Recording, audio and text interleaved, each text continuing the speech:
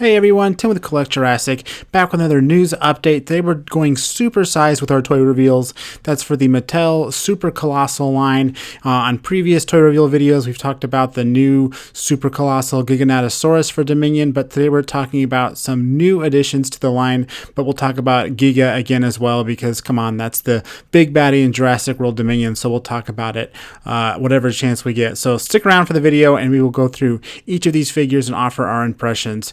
First up, we'll take a look at all three of them together in the box. Of course, the aforementioned Giganotosaurus is now joined by Atrociraptor, which I believe this Atrociraptor has a name, kind of like the Velociraptor squad has a name. This is a Atrociraptor Ghost.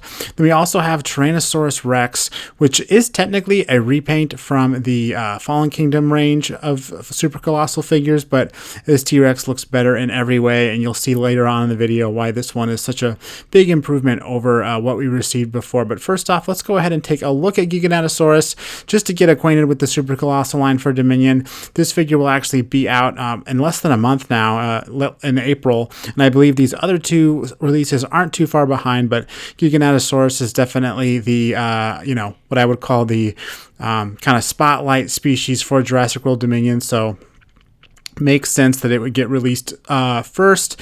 And of course, like the other Super Colossal figures, it has a lot of the same features. You know, it can swallow the smaller dinosaurs, which I like this press image because it gives us a nice look at those new minis from Mattel that I've covered in other videos with all their detail. But yeah, this giant size figure can swallow them all. It has that hollow neck, it has that hollow stomach, and then it has that trap door on the bottom that lets you take out the miniature dinosaurs from its belly. You can see this thing has a reasonable amount of detail, but it is missing some key paint that a lot of the other Super Colossal figures have.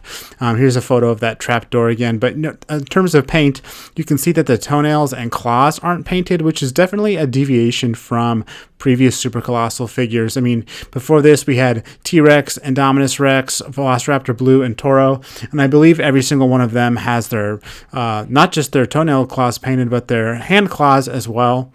So a little disappointed to see them skimping a little bit on the Giganotosaurus this time around. And then it also is missing a little bit of paint on its tail. I mean, it has some paint, it just doesn't really go all the way down. Otherwise, I mean, the figure's got reasonable amount of paint to make it look like the film counterpart with those darker colors on top, and then the plastic for a lot of the new Mattel toys this year has a marbling effect, which adds a little bit of extra texture. You can see it in these photos in the skin, that marbling effect. But yeah, here you can see how the paint kind of stops. It goes on the tail for like maybe a couple inches on the sides and then stops. So definitely obvious. And again, these Super Colossal figures previously have been some of the best detailed releases from Mattel, so kind of shocked to see Giganotosaurus kind of lose out on a lot of those details that the line has established, but never fear, because what's coming up next kind of restores a lot of that detail. And of course, I'm talking about the Tyrannosaurus Rex repaint. It's a return species, so to speak, but it does have a little bit more paint throughout the figure, as well as on the toenail claws, as you'll see. But what's really exciting about this one, besides the fact that the Super Colossal T-Rex was a very popular release when it came out.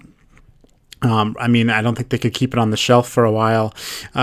So having it come back is, a no-brainer for Mattel. But the fact that they revisited the paint scheme and really changed it up, made it a lot darker. I'm sure you remember all of those first Mattel Fallen Kingdom T-Rexes were all this same sort of flat brown. There really wasn't a ton of texture going on. There was a little bit of, gradation of dark brown to light brown. But now they're really embracing, the sort of moodier, muted color scheme that I think looks way more like Rexy, especially the Jurassic Park Rexy. So really happy to see that here in this new repaint. And we're going to go ahead and flip to some out-of-box shots so we can get some more, more of an idea of what the full figure's paint deco looks like. You can see here the toenails are painted, and it's got, paint maybe not all the way down through the tail, but, it's not quite as obvious on this figure as it is Giganotosaurus. And again, we have those minis here that's trying to eat. Again, I think they're the same ones as the Giganotosaurus picture, but this T-Rex is This was the figure that kicked off the Super Colossal line and kicked off that swallowing feature. And it's a ton of fun. I mean, these figures are huge. They don't necessarily scale with anything else. Well, I shouldn't say that. They scale with the late Amber Collection figures pretty well, actually. A 6-inch human figure or those Amber Collection Raptors actually look pretty in scale next to Super Colossal here. But they definitely don't scale with the minis, and they definitely don't scale with the 3 3/4 line. Just a tad bit too big, which is a shame because there's some great detail on this Rex. Definitely one of the best Rexes that we've seen. I mean, from Mattel, even to this day, with all the other toy Rexes they've done, this Super Colossal one continues to have, this stellar sculpt. And now we're getting this much more, in my opinion, film accurate paint job. Interesting to see how light the underbelly is on this figure compared to the top side of it. They're in the habit of always doing the different colored bottom jaw for a lot of their toys. So, the T-Rex obviously has that happening here, just a totally different kind of plastic. Then they attempt to blend that plastic by airbrushing the belly in the same color, but I think it looks nice. I will say in this angle, the bottom of it looks almost too light. I wish it was a little darker, but I wait to see this figure in hand to kind of have the final thoughts on it. But you can see that trapdoor action here as well.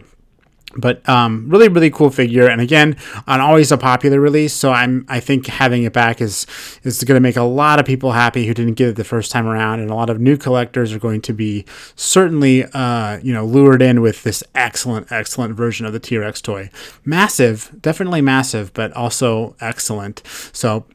Great to see Rexy return, but let's get to the next new Super Colossal figure, and that's Atrociraptor. I think I said earlier in the video that all the Atrociraptors in the film have names. I don't know if they'll refer to them on the film with names, but I know there's Red and Ghost and Pantera and a fourth one I'm forgetting about that I'm sure one of you will let me know in the comments. But in any way, we're getting Atrociraptor Ghost in Super Colossal form, and this one looks like it has all the detail that we've come to expect from Super Colossal. You can even see in this photo that its hand claws are painted, and you'll see later on that the toe claws are painted as well. So this one's going to be nice. It's going to scale really nicely next to Velociraptor Blue, which is fun. The blue is kind of the odd Super Colossal figure out because it's so large. Anyway, another new species from Dominion getting the Super Colossal treatment. I wonder if we'll get Therizinosaurus, but Atrociraptor is a nice surprise anyway. Again, these are 3 Super Colossal figures coming out in 1 year. Previously, they were coming out one figure once a year. So getting 3 a year is definitely a step up. But let's go ahead and take a look at this one out of the box. Here is the Atrociraptor. You can see as we pan up here, the detail on this figure is fantastic. Those painted toe and finger claws look really, really great. But the texture is, always one of the biggest drawing points of these Super Colossal figures. They're so big, so they can have that much more texture than a tiny figure. As far as paint goes, I mean, Atrociraptor Ghost didn't really require a lot of paint. It's kind of a uniform light gray, whitish color. So they really just had to do the stripes all the way through the tail, all the way through the head. But you can see they go all the way to the bottom of the tail, which is nice. Maybe the simplified paint scheme on this let them have a little bit more budget to put paint on the claws. I don't know, but I love the way its mouth looks closed here in this photo too. So I hope it has the really cool eyes like blue as well. But yeah, all new species for Super Colossal. A lot of figure to make room for. And if you're like me and plan on collecting all 3, it is a lot of space to make for 3 toys. So I think that's pretty much all we can really talk about with Super Colossal. Again, 3 figures in 1 year. And I'm guessing there'll be more next year. Wouldn't be surprised if we saw more Atrociraptors with different paint schemes. But I'd still really like to see a Therizinosaurus. I know I often hear that people want to see Spinosaurus. So hopefully in due time, Mattel will answer those wishes and make those Super Colossal figures. Until then, until that news update, I'm Tim with Collect Jurassic. Thanks for watching. And as always, I will see you next time.